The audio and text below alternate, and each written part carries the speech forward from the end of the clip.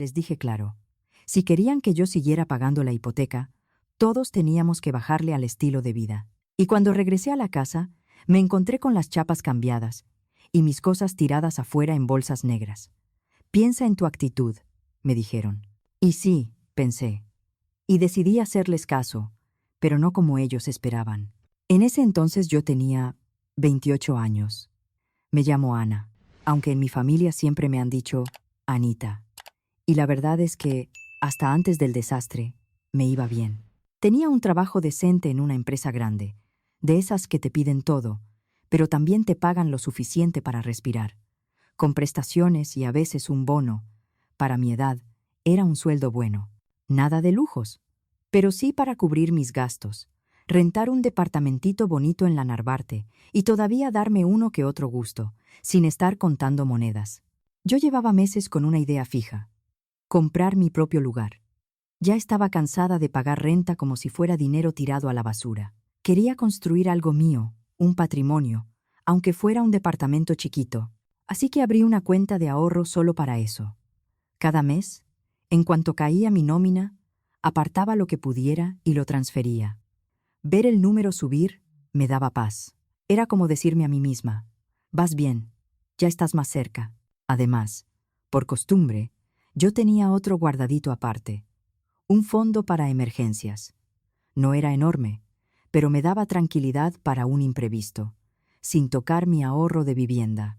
Mi vida tenía una rutina bonita. Trabajar entre semana, salir con amigas de vez en cuando, poner una serie en la noche, pedir algo de comer cuando no quería cocinar, llegar, quitarme los zapatos, estar en silencio, nadie metiéndose, nadie reclamando. Por primera vez en años sentía estabilidad. Ya no vivía al día, ya podía planear. Hasta que un martes en la noche sonó el teléfono. Yo me acuerdo perfecto porque estaba viendo un programa de cocina y pensando en qué iba a cenar. Cuando vi el nombre de mi mamá en la pantalla, me quedé helada. No porque no quisiera hablar con ella, sino porque mi mamá casi siempre me llamaba los fines de semana. Un martes se sentía raro, como si algo estuviera fuera de lugar. Contesté. Anita, necesitamos hablar, dijo en cuanto escuchó mi voz. Sonaba temblorosa, como si estuviera aguantando el llanto. ¿Qué pasó, mamá?, pregunté, bajándole al volumen de la televisión. ¿Puedes venir hoy? Tu papá y yo tenemos que platicar contigo. Es importante. No iba a sacarle nada por teléfono, así que agarré mis llaves y me fui. Mis papás, Marta y Ernesto, vivían en Ciudad Satélite, en Naucalpan. De la Narvarte para allá, sin tráfico, serían como 30 minutos. Pero ya sabemos cómo se pone el periférico, así que llegué sintiendo que se me iba apretando el pecho con cada semáforo. Cuando entré, los dos estaban sentados en la mesa de la cocina. Mi mamá tenía los ojos rojos e hinchados. Había pañuelos tirados y 2 tazas de café vacías. Mi papá se veía distinto, como si en unas semanas le hubieran echado encima varios años. «Siéntate, hija», dijo mi mamá, señalando la silla de enfrente. Me senté, y lo primero que pensé fue: esto está grave. ¿Qué está pasando? Me están asustando. Solté, sin poder evitarlo. Mi papá se aclaró la garganta, mirando sus manos. Me van a recortar del trabajo. Sentí como si me hubieran dado un golpe directo al estómago. Mi papá llevaba casi 20 años en la misma planta industrial, por la zona de Tlalnepantla. Era de esos hombres que no faltan, que no se quejan, que cumplen. ¿Cómo que te van a recortar? ¿Cuándo? ¿Por qué? Empecé a preguntar, una tras otra, como si hablando rápido pudiera deshacer la noticia. A fin del próximo mes, dijo, bajito. Están cerrando el área. Reestructuraron todo. Dicen que van a mover parte de la operación. Somos un montón los que nos quedamos fuera. Y desde hace semanas ya nos habían bajado horas. Mi mamá le apretó la mano como si con eso pudiera sostenerlo. Luego me miró. Y no es lo único, Anita. Ahí fue cuando me dio miedo de verdad. ¿Qué más?, pregunté, con el nudo en la garganta. Mi mamá respiró hondo. He estado con lo de la espalda. Ya ves que te dije, pero empeoró.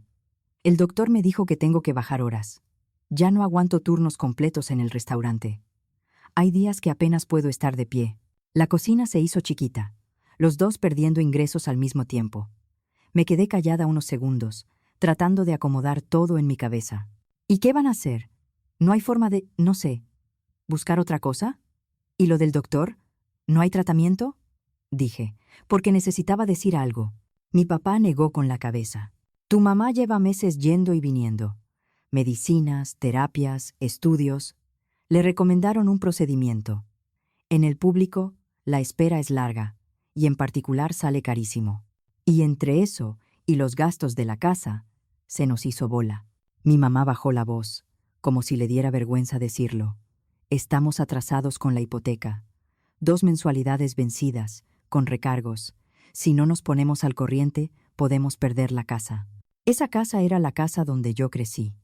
La sala donde me aventé mis primeras tareas, el patio donde mi mamá colgaba la ropa, el cuarto donde me encerré 1000 veces a llorar por cosas de adolescente. Pensar que podían perderla me revolvió el estómago. ¿Cuánto necesitan?, pregunté, aunque en el fondo ya sabía que no iba a gustarme la cifra. Mi papá me miró por fin a los ojos. 28,000 pesos al mes, solo de la hipoteca. Me quedé en blanco. 28,000. ¿Al mes?, repetí. Y aparte servicios, despensa. Y lo de tu mamá, agregó él, casi sin voz. 28,000 pesos era más de la mitad de lo que a mí me quedaba libre. Y aún así, viendo sus caras, sintiendo el miedo de ellos, no pude decir que no. Está bien, dije, y me escuché decirlo como si fuera otra persona. Yo les ayudo con la hipoteca, pero tiene que ser temporal. En lo que mi papá se acomoda y en lo que tú te estabilizas, mamá. El cambio en sus rostros fue inmediato. Mi mamá soltó el llanto, pero ahora de alivio. Mi papá se levantó y me abrazó con fuerza. Gracias, mi niña, me dijo al oído. Te lo vamos a pagar, en cuanto podamos. Asentí. Por fuera, tranquila. Por dentro, ya estaba haciendo cuentas a toda velocidad. Su hipoteca, mi renta, mis gastos, mi ahorro para vivienda, el que me hacía sentir que avanzaba, quedaba fuera de esto. Ese era mi límite. Lo demás iba a doler.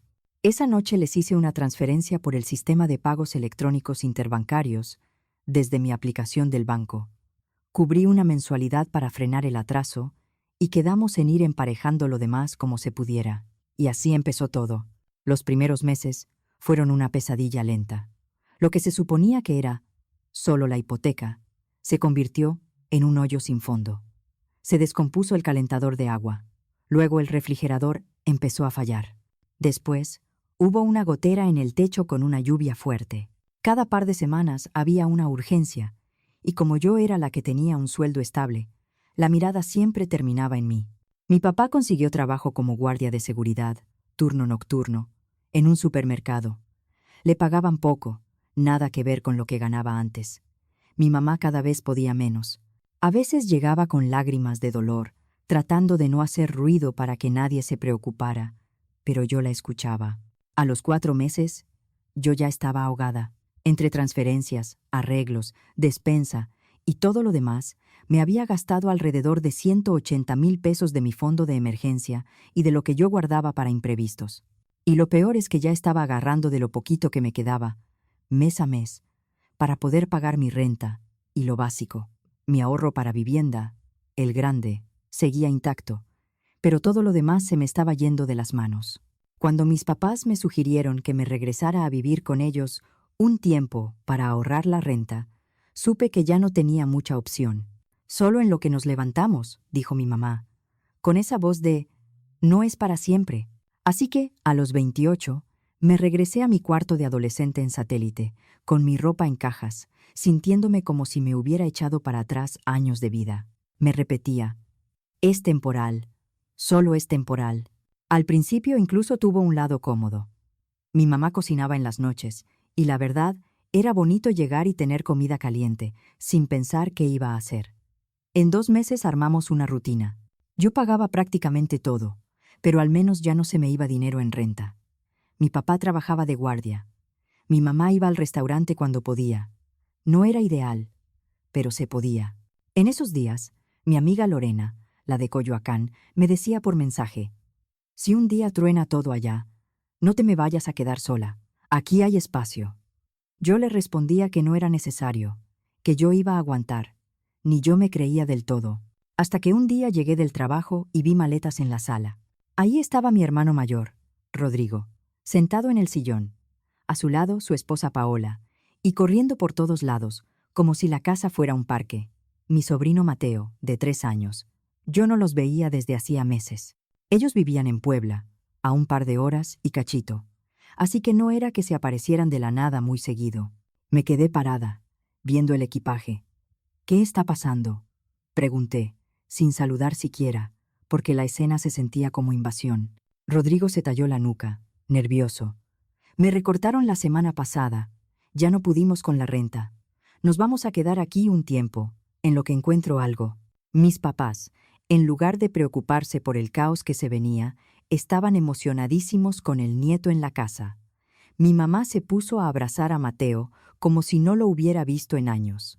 Y como si fuera la cosa más normal del mundo, mi papá dijo: «Anita, ¿te puedes pasar al cuarto de visitas? Es más chico, pero ellos necesitan más espacio». Me quedé mirando, tratando de entender la lógica. Yo era la que estaba pagando la hipoteca, los servicios, la despensa, lo que se atravesara. Y aún así, yo era la que tenía que hacerse chiquita. No dije nada, solo asentí. Porque en esa casa, cuando tú eres la que sostiene todo, curiosamente eres la que menos opina. La vida se volvió un desorden en cuestión de días. Mateo lloraba en las noches, a veces por horas. Tenía problemas para dormir y las paredes no eran precisamente gruesas. Yo dormía 4 horas, si bien me iba, y al día siguiente me arrastraba al trabajo con la cabeza pesada. Rodrigo pasaba sus días buscando trabajo, según él. Paola se quejaba de todo, que la casa era chica, que la zona era aburrida, que no alcanzaba el agua caliente para todos, que no había nada que hacer. Y mientras tanto, empezaron las peticiones. Se va a necesitar más para la despensa. Ahora somos más. Hay que comprarle cosas al niño. Una noche me senté con mi celular y mis cuentas, y me cayó encima la realidad como un balde de agua fría. Todo mi sueldo mensual se estaba yendo ahí. Todo. Cada peso. Mi sueño del departamento ya no estaba en pausa.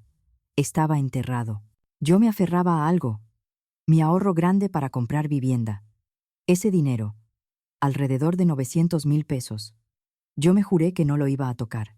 Era lo único que seguía en pie de mi plan. Fuera de eso, vivía al límite. Con el tiempo, Rodrigo consiguió un trabajo de medio tiempo en un almacén, solo en las mañanas.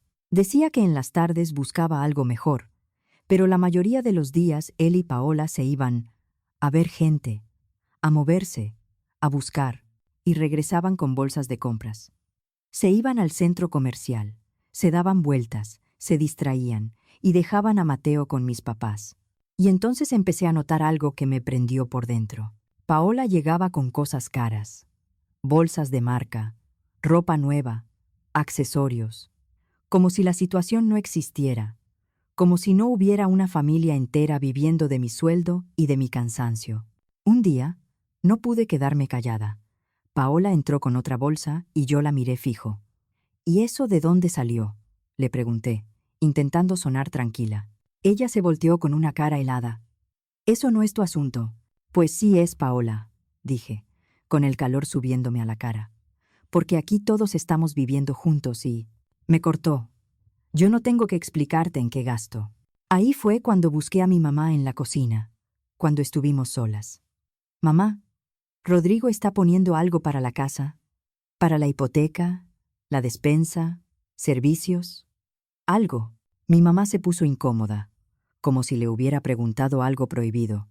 Bajó la mirada. «Ahorita no puede, Anita. Su trabajo es poco, y ellos también tienen gastos». «¿Gastos de qué, mamá?», dije en voz baja, porque me daba coraje, pero me daba más miedo decirlo fuerte. «¿De bolsas de marca?». Mi mamá abrió la boca y la cerró. «No empieces». Sentí que algo dentro de mí se quebraba. Yo trabajaba tiempo completo. Llegaba rendida, dormía mal, pagaba todo. Y mi hermano no podía contribuir mientras su esposa se daba gustos como si nada. Esa noche lo dije en la mesa, en la cena, porque ya no me cabía el silencio. «Rodrigo», dije, intentando mantener la voz pareja, «¿no crees que deberías aportar algo? Estamos todos aquí. Yo estoy pagando la despensa, la hipoteca, todo. Y Paola está comprando cosas caras». No terminé de hablar cuando se encendió el incendio. Rodrigo se levantó un poco del asiento, rojo de la cara. Ya, Anita, deja de meterte. Lo que yo haga con mi dinero no te importa. Paola asentía con la barbilla levantada, como si yo fuera la problemática. Siempre estás con lo mismo, dijo, fingiendo calma. Eres bien intensa con el dinero. Todo lo conviertes en números. Porque soy la única que está poniendo dinero aquí, contesté. ¿Cómo no me va a importar? Estoy pagando literalmente todo. Y lo más doloroso fue lo que vino después. Mis papás, en vez de decir, tienes razón, se pusieron de su lado. Mi mamá frunció la boca y soltó. Ya basta, Anita. Estás siendo malagradecida. La familia no se ayuda para echarlo en cara. Yo no lo estoy echando en cara, mamá, dije, con la voz ya temblándome. Estoy pidiendo algo básico. Que sea parejo. Mi papá intervino con tono de autoridad, como si estuviera regañando a una niña. Aquí nadie te obligó. Si estás en esta casa, es porque somos familia. Rodrigo se levantó y dijo, mejor vamos por unas pizzas y lo hablamos como adultos. Y claro, cuando dijo, vamos, se refería a todos menos a mí. Mis papás agarraron sus cosas, Rodrigo y Paola también, y salieron. Dejaron a Mateo, porque según ellos, un niño de 3 años estorba cuando quieren platicar tranquilos. Así que ahí me quedé, sola en la casa, cuidando a un niño que no era mío, mientras el resto se iba a cenar con dinero que, de una forma u otra, yo había terminado cubriendo. Me senté en el sillón, viendo a Mateo jugar con sus carritos, y me di cuenta de lo enfermo que estaba todo. Yo era su banco, su soporte, su solución, y todavía querían que yo me sintiera culpable por hacer preguntas. Los siguientes meses fueron un desgaste constante. Rodrigo seguía en su trabajo de medio tiempo, pero jamás veía yo el esfuerzo real por encontrar algo mejor. Paola seguía llegando con compras. Mis papás seguían diciéndome, con cara seria, que no hiciera drama, y yo seguía transfiriendo, hipoteca, servicios, despensa. Yo seguía aguantando el llanto de Mateo de madrugada, los comentarios pasivo-agresivos, las miradas de a ver cuánto más aguantas. Cuando llegó diciembre, yo estaba vacía. Iba a trabajar, regresaba a una casa llena de gente que me trataba como si yo fuera la mala, aunque yo estaba financiando la vida de todos. Un sábado por la mañana, mi mamá tocó mi puerta. Baja, por favor. Vamos a tener una junta familiar. Bajé con el estómago apretado. Ahí estaban. Mis papás, Rodrigo, Paola y hasta Mateo jugando en el piso. Mi mamá sonrió de una manera que no le llegaba a los ojos. Vamos a hablar de planes de vacaciones de Navidad. Casi me río, pero era de incredulidad. ¿Vacaciones? Dije. Mamá, apenas estamos sosteniendo la casa. Mi papá carraspeó. Justo por eso, creemos que este año necesitamos una vacación de verdad. Algo bonito. Todos juntos. Paola se inclinó hacia adelante, emocionada. Podemos ir a la Riviera Maya. Hay paquetes todo incluido. Y sería increíble que Mateo conociera el mar. La miré como si estuviera hablando de otro planeta. ¿Y con qué dinero?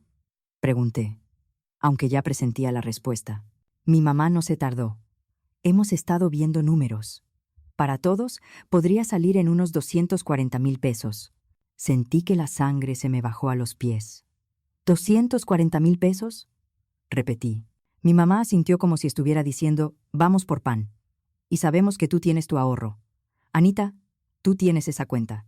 Lo que has juntado. No es tanto comparado con lo que tienes. Por un segundo, pensé que era una broma mala. Pero no. Estaban hablando en serio.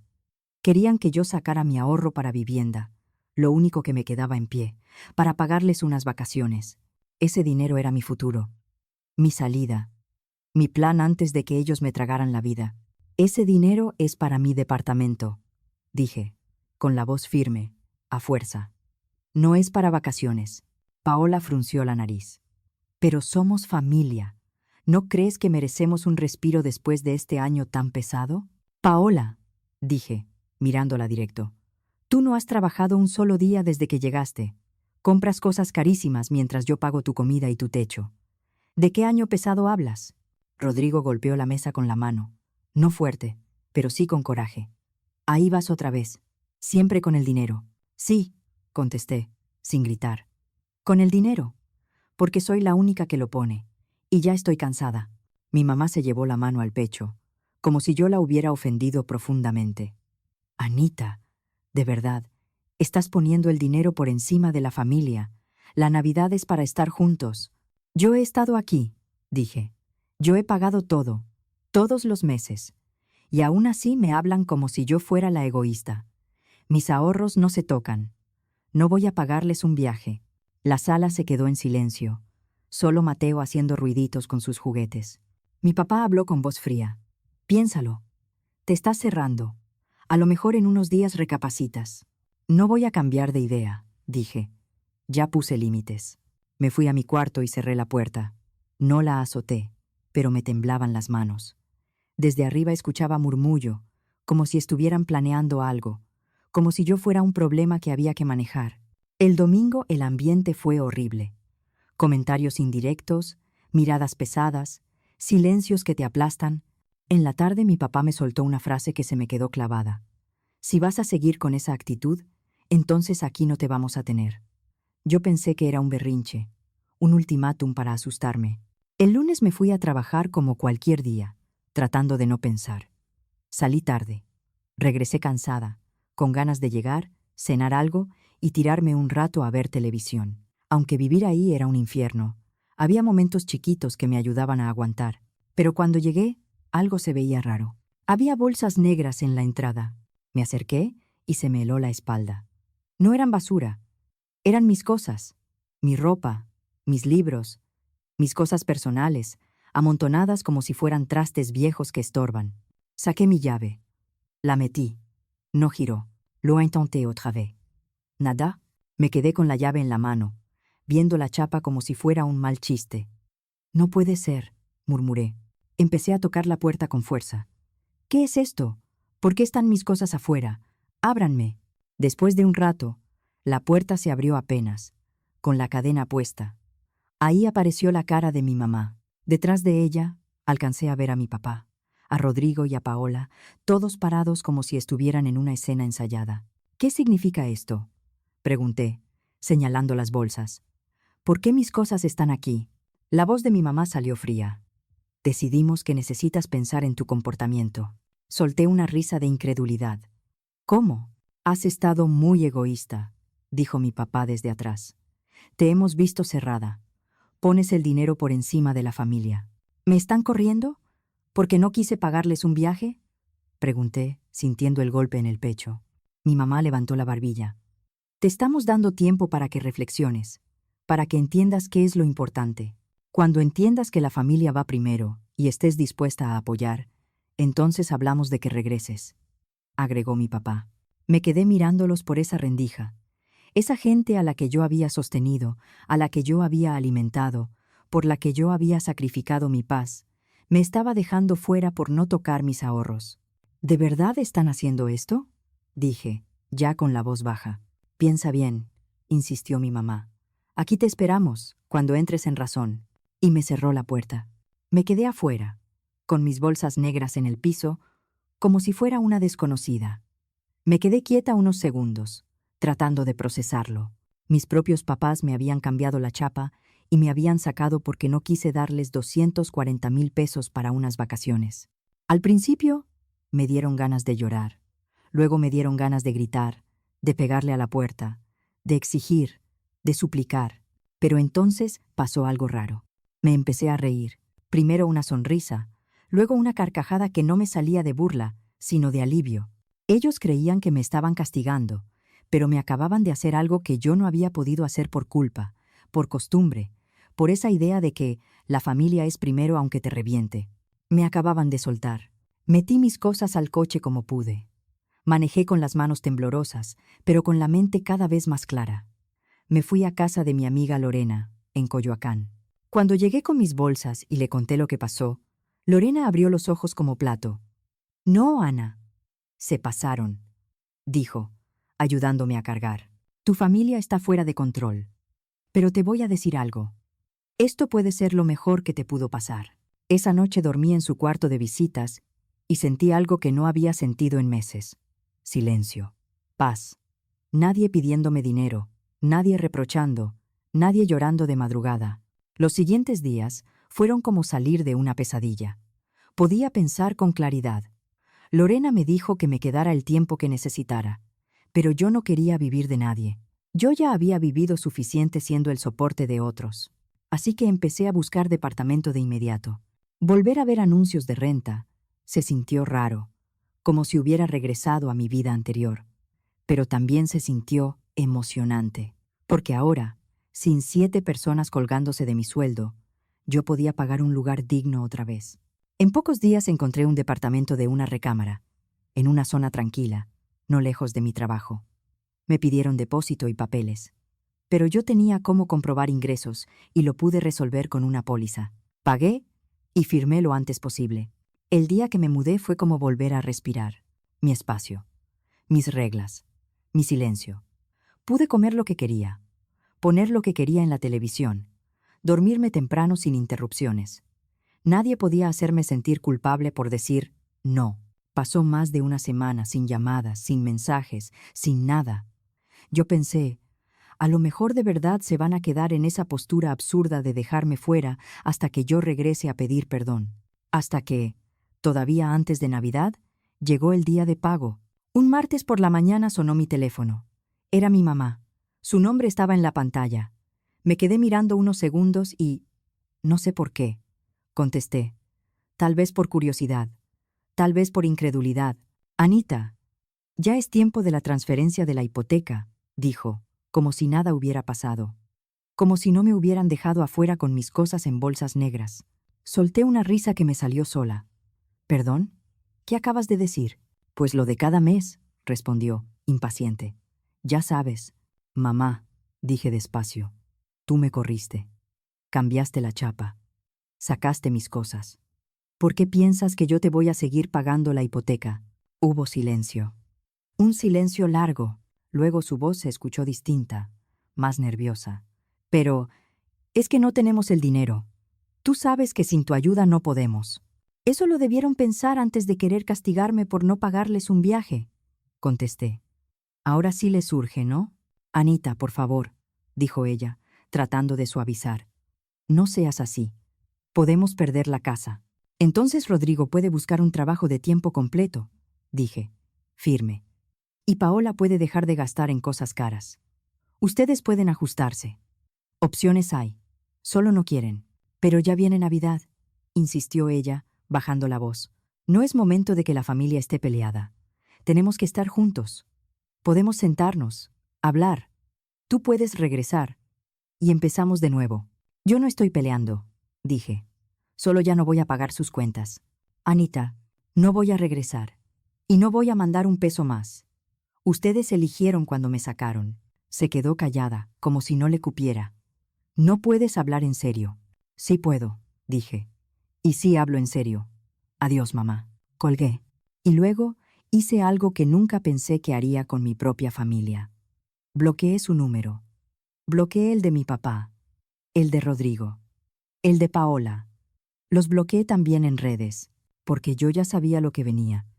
Culpa, reclamos, mensajes de «eres una mala hija» y hasta el «¿qué va a decir la familia?».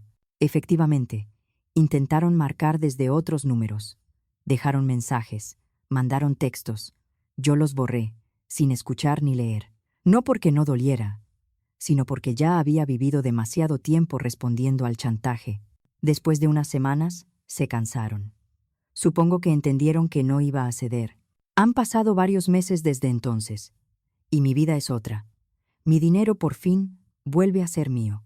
Volví a levantar mi fondo de emergencia. Y mi ahorro para vivienda sigue ahí, intacto, generando intereses, mientras yo le meto algo cada mes. A veces me entero de cosas por familiares. Resulta que, cuando yo dejé de pagar, mi papá tuvo que agarrar otro trabajo aparte del de guardia. Mi mamá, a pesar de su espalda, tuvo que meter más horas cuando pudo.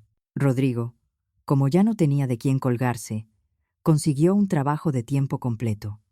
No porque le naciera, sino porque no le quedó de otra. El viaje a la Riviera Maya se cayó, obviamente. Cuando ya no hubo quien lo pagara, el merecemos un descanso, se convirtió en a ver cómo le hacemos con la hipoteca. Y sí, hablan mal de mí. Dicen que soy egoísta, que soy malagradecida, que cómo abandoné a mis papás. Un primo me contó que han intentado pintarme como la villana con toda la familia. Algunos parientes incluso me han buscado con el discurso de siempre. La familia es más importante que el dinero. Yo les contesto lo mismo, sin alzar la voz. Si lo sienten tanto, ustedes pueden ayudarles con la hipoteca. Yo ya ayudé de más. Lo más curioso es que ya ni siquiera estoy enojada. Al principio sí. Me ardía el pecho de pensar cómo me usaron. Pero con el tiempo, lo que siento es alivio. Porque la verdad es esta. No se quedaron en la calle. No se murieron de hambre. Solo tuvieron que ajustarse. Tuvieron que hacer lo que debieron hacer desde el principio. Resolver con su propio esfuerzo. Lo que pasa es que era más cómodo tenerme a mí como su solución, como su cuenta bancaria personal, como su seguro, para no cambiar nada. Yo también cambié. Volví a salir con amigas sin sentir culpa. Volví a dormir bien, volví a tener energía. Incluso empecé a salir con alguien, algo que durante esos meses era impensable. ¿Quién iba a querer construir una vida conmigo si yo estaba atrapada en una casa donde me trataban como si no valiera? Ahora estoy viendo opciones de vivienda otra vez. No me estoy aventando a lo loco, pero ya puedo imaginarme firmando algo mío sin que me tiemble el pulso. A veces me pregunto si algún día van a pedir perdón, si algún día van a reconocer que se pasaron.